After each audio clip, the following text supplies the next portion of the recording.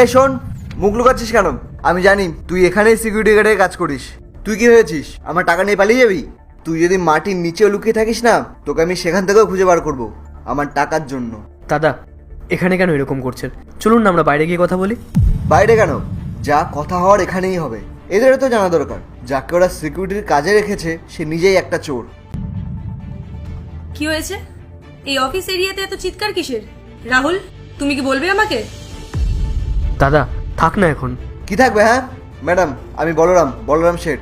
এর গ্রাম সোনাঝুরি থেকে এসেছি। এর বাবা আমার থেকে টাকা ধার নিয়েছিল, বলছিল ছেলে চাকরি পেলে আমাকে 1 বছরের মধ্যে টাকা ফেরত দিয়ে দেবে। আর ওদিকে বাবা অসুস্থতার বাহানা করে বাড়িতে বসে আছেন, আর ছেলে এখানে লুকিয়ে আছে। ম্যাডাম, এই গ্রামের ছেলেরা না এরকমই হয়, টাকা ধার নিয়ে শহরে এসে লুকিয়ে পড়ে। দাদা, বাবা সত্যিই অসুস্থ, উনি কোনো বাহানা দিচ্ছেন না। আমি সত্যিই আপনার টাকাটা ফেরত দিয়ে দেবো।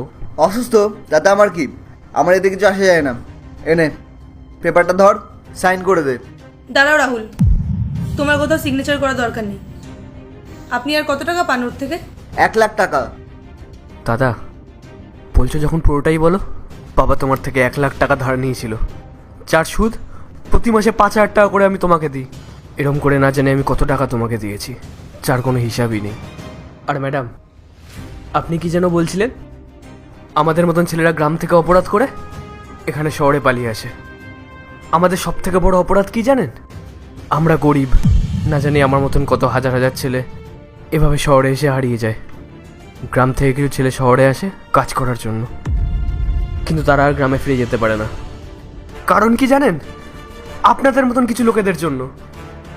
আপনাদের মতন কিছু লোকেদের ভয় সবসময় ওদের মধ্যে কাজ করে। ওরা মনে করে ওরা যদি ধার শোধ না দিতে পারে তাহলে আপনারা তাদের বাড়িতে গিয়ে তামাশা করবেন।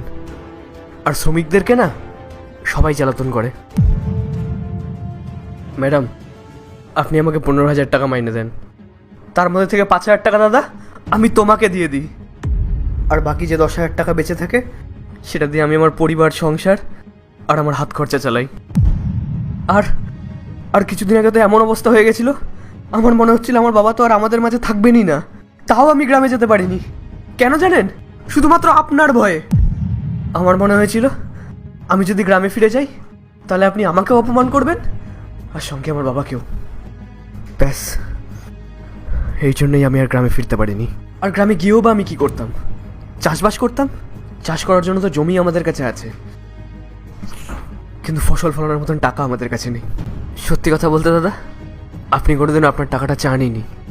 আপনি সবসময় চাইতেন যাতে আমি আপনার টাকাটা কোনোদিনও শোধ না করতে পারি আর আপনি আমার জমিটা কবজা করে নিতে পারেন।